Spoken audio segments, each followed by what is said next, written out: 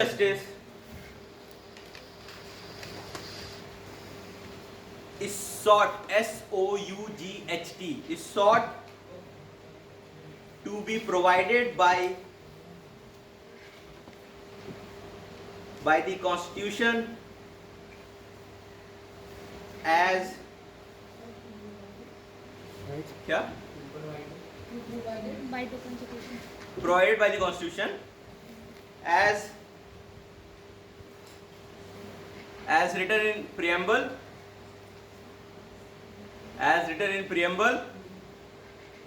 comma, mainly through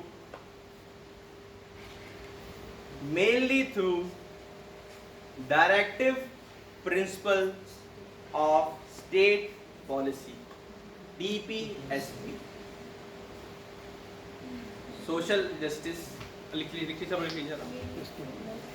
mainly through the directive principles of state policy, DPSP. ठीक है, social justice जो मैंने आपको बताया था वो सारी इंश्राइंड है प्रीएम्बल के थ्रू DPSP. ठीक है, चलिए इसको लिखते हैं. इकोनॉमिकल जस्टिस ब्रॉडली मीन्स, तीनों समझा दिया हूँ इसलिए लिखवा रहा हूँ. ठीक है, economical justice broadly means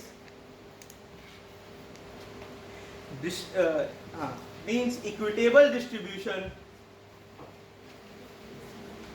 Broadly means equitable distribution of wealth among citizens, equitable distribution of wealth among citizens and avoidance, AVOIDANCE, and avoidance of concentration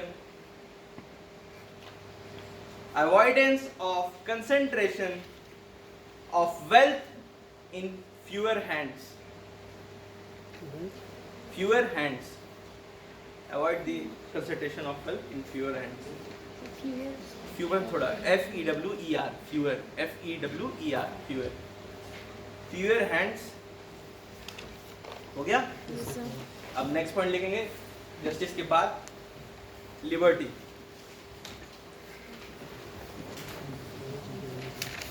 liberty, आजादी.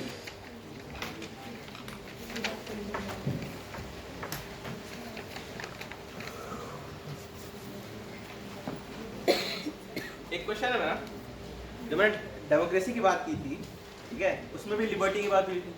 ठीक है, कि आपको आज़ादी है, जिसको मर्जी आप उसको वोट दे सकते हैं. यहाँ भी लिबर्टी की बात होगी. क्या आप मुझे कोई डिफरेंस बता सकता है कि ये जो लिबर्टी जो मैं अभी पढ़ाने जा रहा हूँ ऑब्जेक्टिव ऑफ कॉन्स्टिट्यूशन में, और तो आपको क्वेश्चन तो बोलना पहले तो दे रहा है यार, गजब. तो जो डिफरेंस है, और डिफरेंस कोई बता सकता है मुझे, जो मैंने डेमोक्रेसी में आज़ादी बताई थी, जो इंडिपेंडेंस की आज़ादी है वो, और जो अभी मैं लिबर्टी की बात कर रहा हूँ, इसको भी एक तरीके की आज़ादी कहते हैं, इसमें क्या डिफरेंस है? अबे वो बेचारा बोला था, उसको पहले बोल दो ना. हाँ नहीं, तुम बात बिल्कुल सही कह रहे हो, बट थोड़ा सा मैं और अच्छा चाहता हूँ संसद को कि ये दी जा रही है तो किसकी लिबर्टी, तो जो थॉट एक्सप्रेशन की लिबर्टी आपको दी जा रही है, किस चीज़ की लिबर्टी, किसको दी जा रही है? हाँ हाँ, ये लड़का सही बोला. एक इंसान की आज़ादी की बात होती है, देश की आज़ादी की बात नहीं है, ग्रुप की आज़ादी की बात नहीं है, एक इंसान की आज़ादी की, उसको क्या सोचने समझने की आज़ादी ये हमारा कॉन्स्टिट्यूशन देता है. बहुत सही रहा, बहुत अच्छा. ठीक है, चलो लिखते हैं liberty. Democracy cannot be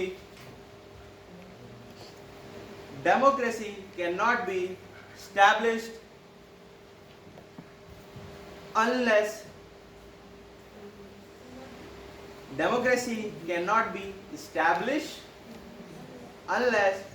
certain minimal rights, MINIMAL, ठीक है, unless certain minimal rights which are essential, ESSENTIAL, essential for a free and civilized, CIVILIZED, for a civilized, existence are assured, ASSURED, are assured to every member of the community.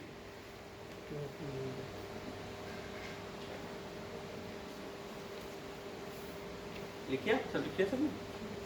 इस point का मतलब ये है कि तब democracy तब तक नहीं आ सकती जब तक कॉन्स्टिट्यूशन सबको एक minimum amount of rights provide नहीं करता। फॉर मतलब किस लिए वो राइट, किस लिए? For free and civilised existence of people of India. ठीक है, फ्री एंड मतलब आजादी हो, फ्री एंड सिविलाइज्ड। फ्री इसका मतलब ये नहीं कि घूम के जो मन में आया तुम दीवारों पे कुछ रंग रहे हो, ये कर रहे हो, नहीं। सिविलाइज्ड तो बोलते हैं ना, रीजनेबल रिस्ट्रिक्शंस क्यों लगाए जाते हैं फ्रीडम उस पे, तो एग्जिस्टेंस आपका सिविलाइज्ड हो, आप एक सिविलाइज्ड मैनर से चलें। ठीक है, वरना हम बार्बेरियन हो जाएंगे। ठीक है, जैसे पहले हुआ करते थे, जंगलों में घूम रहे हैं, मार रहे हैं, पीट रहे हैं, समझ रहे हो? वो काम नहीं करना है। एक सिविलाइज्ड एग्जिस्टेंस के साथ सबको एक लॉ एंड ऑर्डर के साथ चलना है। इसलिए डेमोक्रेसी तब तक नहीं आ सकती, समझ रहे हो?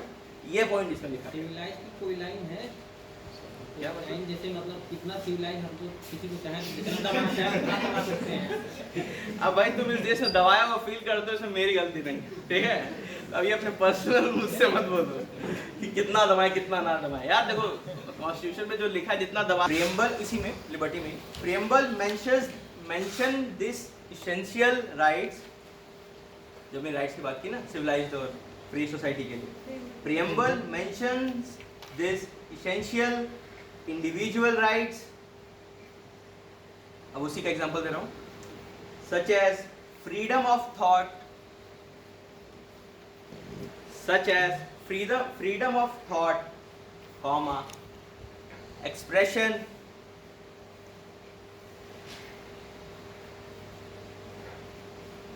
freedom of thought, comma, expression, comma, belief, comma, faith and worship, which are assured, ASSURED, assured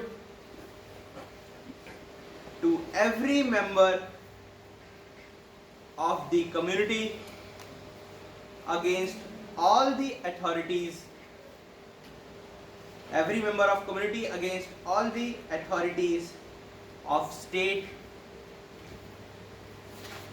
all the authorities of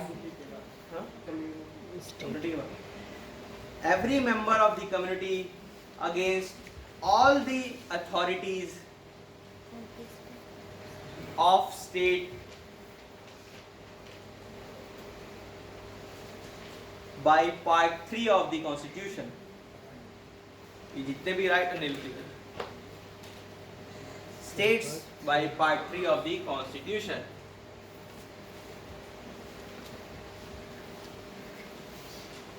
जो राइट्स हमें लिबर्टी देते हैं, ये सारे राइट जो बताया, expression, freedom of thoughts, faith, leadership, ये सब पार्ट 3 ऑफ द कॉन्स्टिट्यूशन में फंडामेंटल राइट्स में लिख रखे हैं। ये एग्जांपल है कि आप कैसे पता चलता है कॉन्स्टिट्यूशन हमें लिबर्टी देता है। कोई अगर आपसे पूछे तो आप ये फट ये सारे फ्रीडम बता दोगे, आर्टिकल 19 का नाम ले लोगे तो चुप हो जाएगा। ठीक है, चलिए नेक्स्ट वर्ड लिखते हैं, इक्वालिटी। थोड़ा सा स्पीड बढ़ाएंगे। ठीक है, मैं चाहता हूँ आज प्रियम्बल खत्म हो जाए, 3 दिन लग गए प्रियम्बल पढ़ाने में, थोड़ा स्पीड। ठीक है, इक्वालिटी लिखते हैं, equality substantiate, SUBSTANTIATES, substantiate democracy and justice।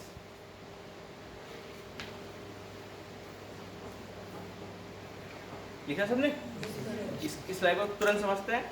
Substantiate का मतलब होता है टू प्रोवाइड, प्रूफ देना किसी चीज का। ठीक है, equality substantiate democracy and justice. Equality substantiate proof देती है डेमोक्रेसी का और जस्टिस का, कि हमारे देश में डेमोक्रेसी जस्टिस है। इसका प्रूफ क्या है? इक्वालिटी। इक्वालिटी अब उसकी एग्जांपल में लिखा था, चलिए पट्टा क्या लिखते हैं, फुल स्टॉप के बाद, every citizen of India, every citizen of India is entitled to equality before law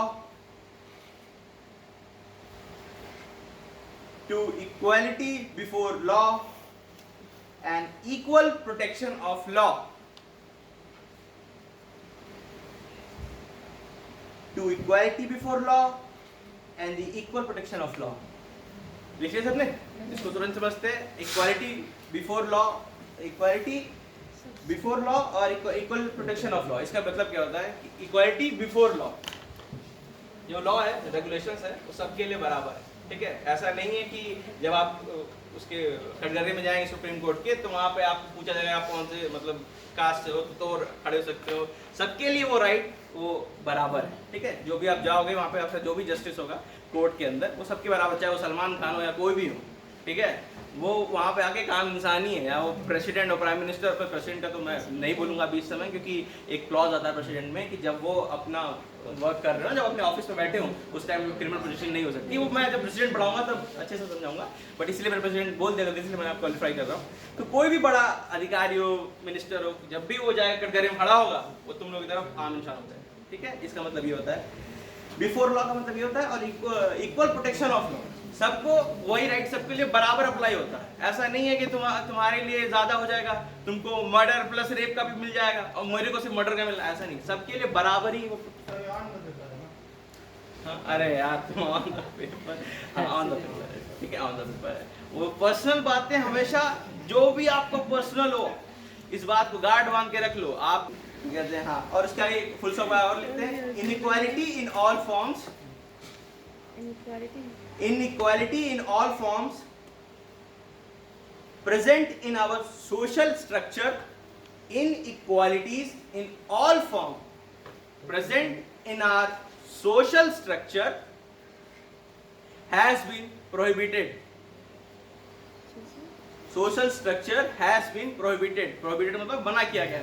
किसी भी तरह की इनइक्वालिटी हमारे सोशल स्ट्रक्चर में मना, जैसे अछूत ये सब है ना, सबको मना कर देगा. मतलब ये लीगल नहीं है, अनलीगल चीजें इसको नहीं कर सकते. ये इक्वालिटी का प्रूफ है, एक तरीके से एग्जांपल है, प्रूफ है. जैसे अबोलिशन ऑफ अनटचेबिलिटी, ये प्रूफ है कि हमारा कॉन्स्टिट्यूशन ने उसको हटा दिया, ये गलत काम था. ये प्रूफ है कि हमारा कॉन्स्टिट्यूशन हमें इक्वालिटी देता है, हम सब बराबर एक सोशल स्ट्रक्चर में. ठीक है, ऐसा नहीं हो सकता. पहले क्या होता था ना कि जो लोग जिनका जो लोग लोअर कास्ट के होते थे, उनको पब्लिक वेल्स को यूज करने नहीं देता, उनको टेम्पल्स यूज करने नहीं देता. अब देखो, अब कोई भी हो, चाहे गरीब हो, अमीर हो, कोई भी कास्ट हो, आप लोग सब पब्लिक यूज कर सकते हो. हाँ बोलो, जल्दी से बोलो. हाँ क्या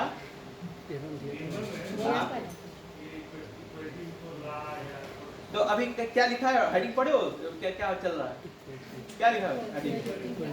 अरे हेडिंग नहीं, ये जो पूरा जो भी लिख रहा हूँ 1.3 किस हेडिंग के अंदर लिखवा रहा हूँ? Objective of the. हाँ, क्या पूछा तुमने?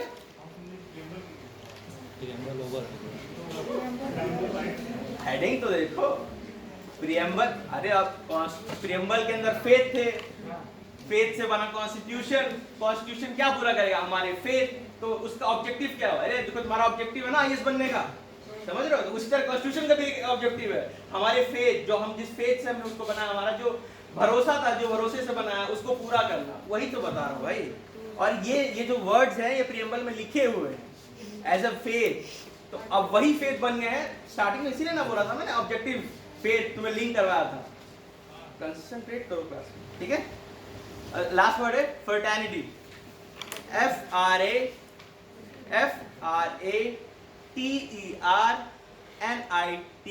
FRATERNITY. Fraternity. Fraternity stands for the spirit of. Fraternity stands for the spirit of common brotherhood. Stands for the spirit of common brotherhood. Stands for the spirit of common brotherhood. Brother किसको कहते हैं ना? Brotherhood. HWOD. Full stop. आगे लिखते हैं.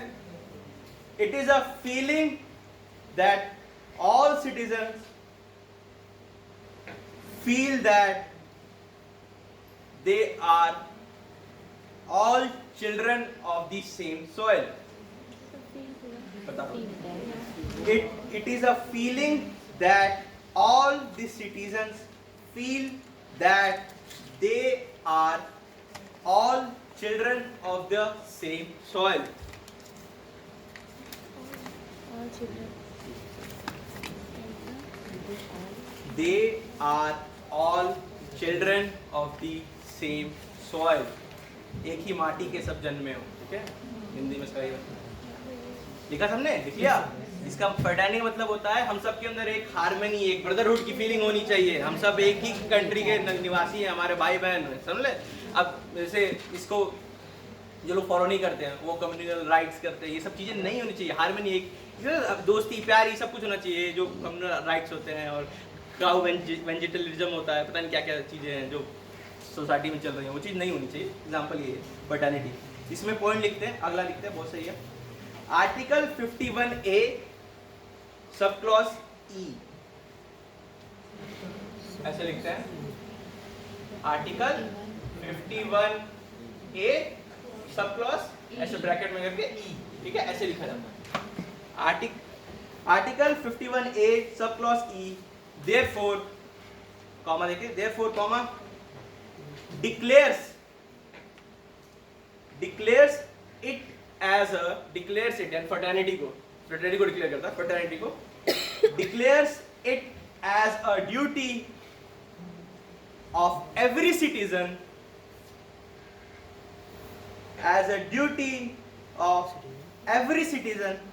of India to promote harmony, HARMONY, harmony, and the spirit of brotherhood amongst all the people of India.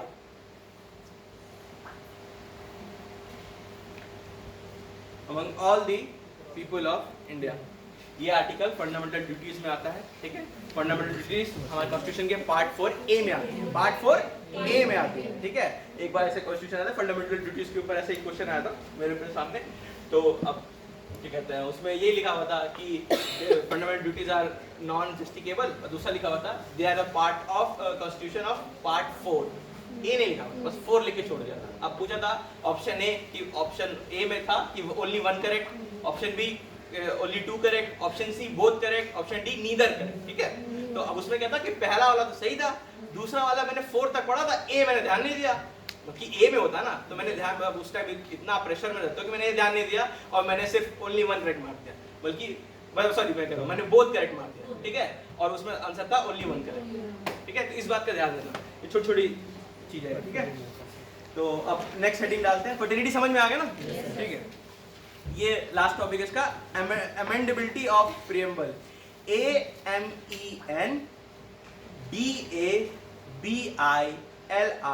AMENDABILITY, amendability of preamble. Preamble को amend कर सकते हैं कि नहीं कर सकते हैं, और कितने एक्सटेंट तक कर सकते हैं, इसके ऊपर पॉइंट है, ठीक है।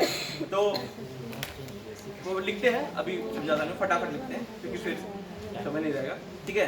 तो स्टार्टिंग में बेरुबारी वर्सेस यूनियन केस, इतना लिखेगा, पॉइंट देकर छोटे छोटे पॉइंट लिख रहा हूँ, पॉइंट देकर के Berubari versus union case 1960, BERUBARI,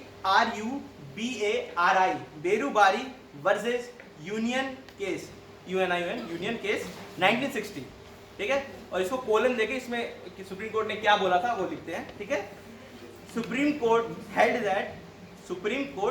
that preamble is not a part of the Constitution.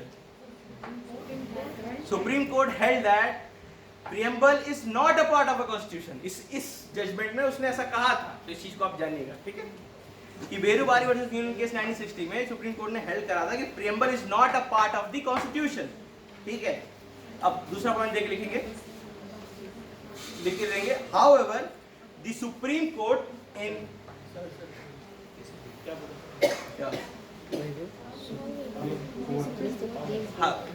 however the Supreme Court in Kesavananda Bharati case, Kesavananda मैं बोलता हूँ, लिख लो, इन Supreme Court in the Keshwanand Bharti case, Keshwa K-E-S-A-V-A-N-A-N-D-A,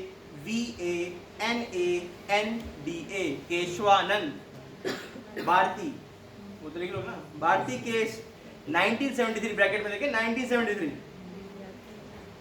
However, the Supreme Court in Keshwanand Bharti case 1973 overruled, ruled its earlier decision, जो Berubari case में दिया गया था, its earlier decision and held that preamble is a part of the constitution.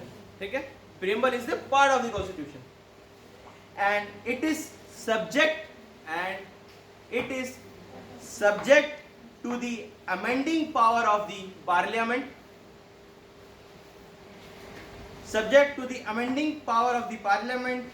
like any other provision of the constitution. Subject to the amending, amending, amending power of the parliament, like any other provisions of the constitution. Provisions, P-R-O-V-I-S-I-O-N, provisions of the constitution.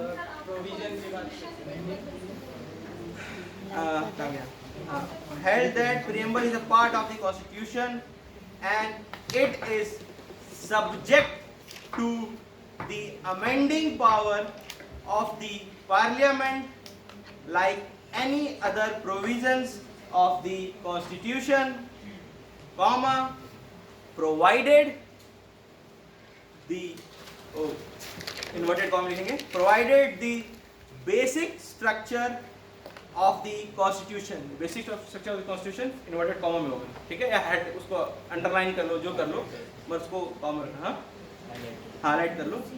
Provided the basic structure of the constitution as found in the preamble is not destroyed.